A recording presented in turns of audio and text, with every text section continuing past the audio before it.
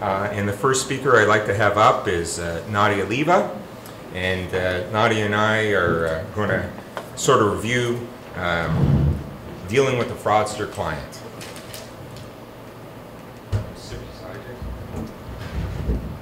You can stand if you want. I'd like to thank Paul for inviting me. For some reason, he thinks I have an inordinate amount of clients who are fraudsters and are trying to pull one over on me at all times. I'm not quite sure why he got that impression. So for the record, I want to make it quite clear, just like another senior member of our bar, and I am basing all my comments this evening on hypotheticals and on the experience that Paul has had with his clients. And I've had a lot. So the other thing I wanted to make sure was also clear, the examples we're going to give you regarding fraudster clients, the examples are not all encompassing. I'm sure there's some of you in the audience that have had more experiences than we have, or different ones than we're going to mention. The important thing is to realize that we do have an obligation not to be dupes.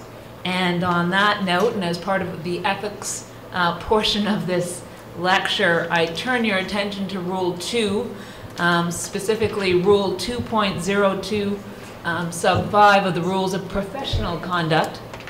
I like to call it professional misconduct, but apparently the Law Society frowns upon that.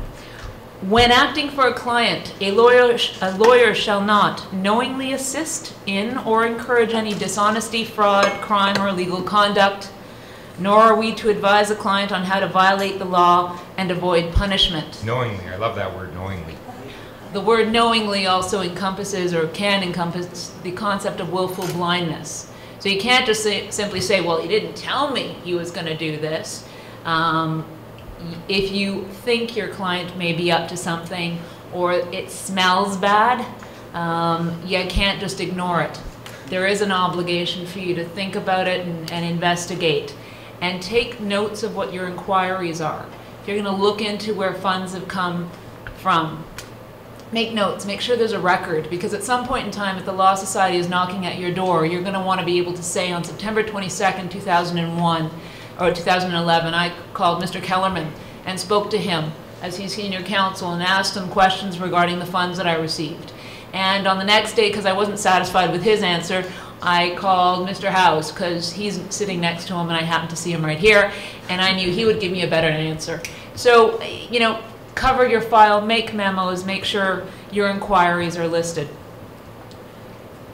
You should be making reasonable efforts, is what the rule requires, to look into where the retainers are coming from if you have any doubts or questions in your minds. And I saw it come from the left pocket.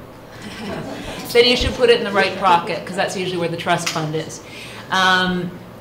Again, it's more than just where does the money come out of the person's pocket. If your client has just been charged with counterfeit bills and they're sticking together and the ink's not quite dry, you may want to, you know, look at that more closely. Absolutely.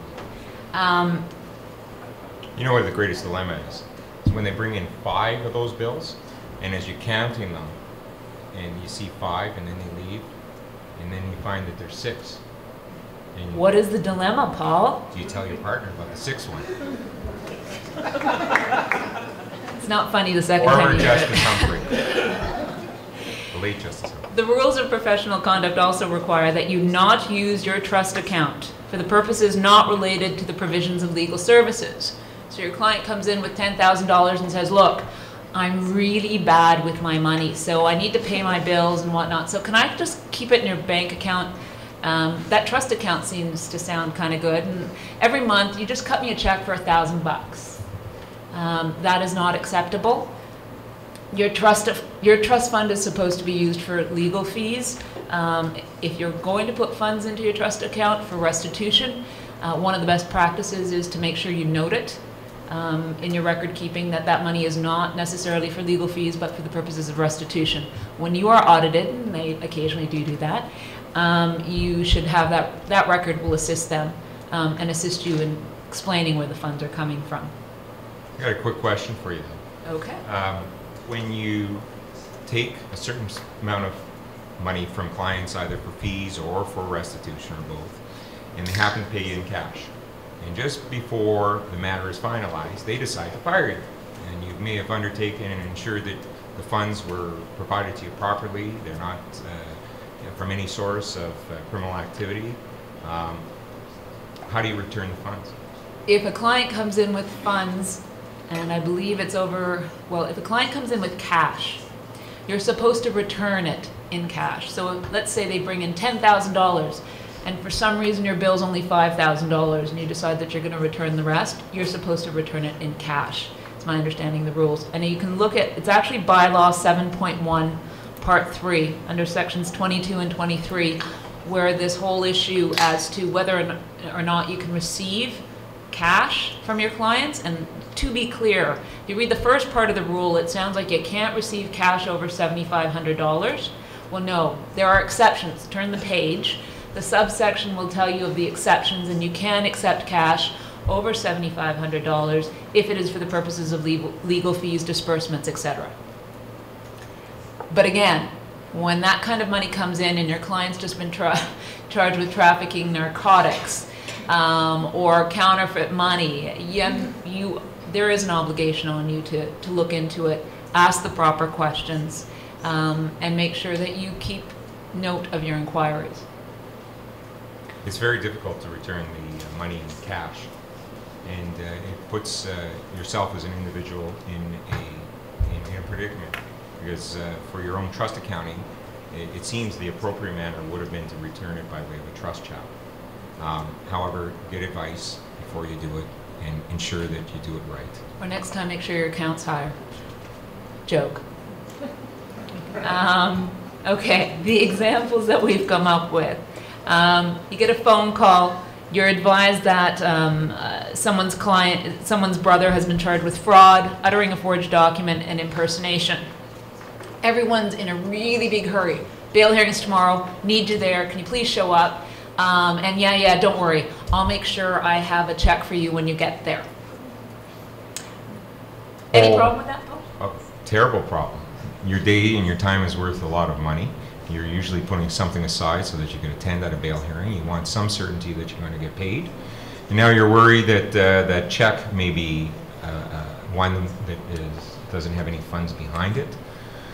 You want to get paid as soon as possible, and you want to get paid, and you're going to thoroughly ensure that if you're going to accept cash, that you're providing a receipt, that they're signing the receipt, that you follow all of your obligations to ensure that it's not proceeds of crime.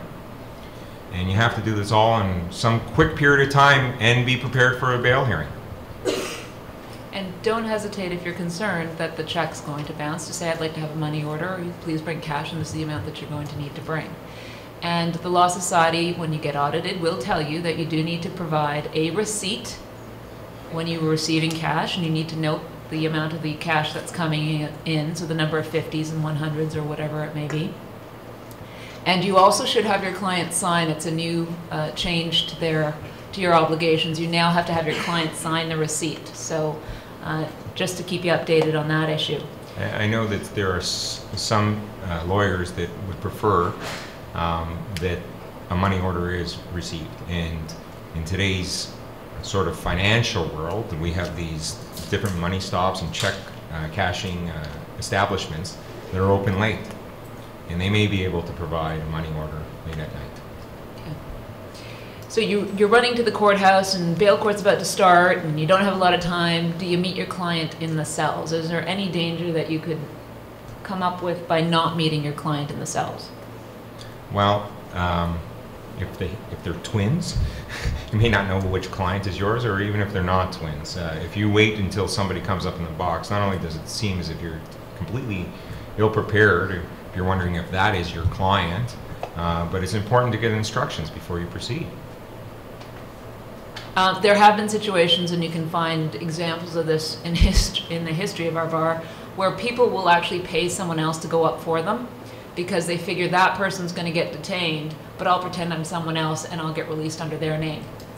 So making sure that you spent some time talking to your client, making sure that you confirm they are who they are, is an important thing. And confirming who they are is very important. And if you can, for any new file, there is an obligation. Yes, there are. And we'll sort of get to the meeting of the clients in a second. In a bail hearing, as far as sureties are concerned as well, Are there any difficulties or traps for a lawyer who, in regards to a client who might be somewhat unscrupulous? I'm always concerned when their employer calls me, and they call me from a cell phone. They really don't remember what their company is called. They don't know the proper name of it. They don't know the address of it. They don't have a phone number. But they'll do landscaping, right, or roofing. And so I'm concerned about documents that are provided to me. And you have a very short period of time, but I believe you have an obligation to ensure that any document that you're going to receive and that you're going to rely upon, you have to investigate to some degree. And you have to ensure that you do not become the dupe of the client.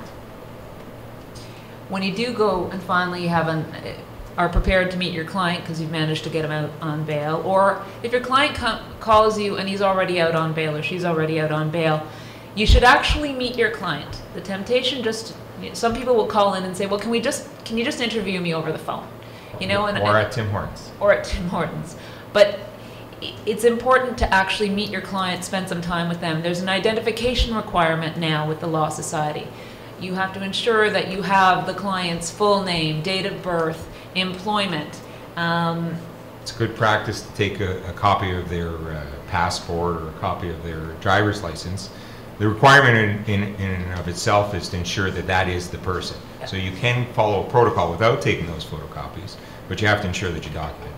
Right. If the client is in a rush at all times when they're talking to you, look, just get it done, get it done, get it done.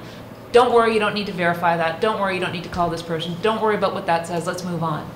To me, that always makes me nervous. That makes me wonder, why is he in such a rush? Let me take a look at things. Be careful. I think that's one of the red flags of a client who may be trying to push you to do things. You are obliged to look at the instructions they are giving you. Think about it. What are they asking me to do? Is it appropriate? You know, are they pushing me to the limit with all these time pressures? Are they asking me to sign an affidavit or commission an affidavit without properly sitting down with the affiant and reviewing the affidavit? Be careful when a client's pushing you too quickly to do something. And that's also important just from a practice level. You never want to rush on a bail hearing. It's just very basic that you want to ensure that you're prepared, because the consequences are such that there will be a significant or potentially a significantly greater period of time before you can bring a bail review and attempt to have them released, as opposed to being prepared and doing it right at the first instance.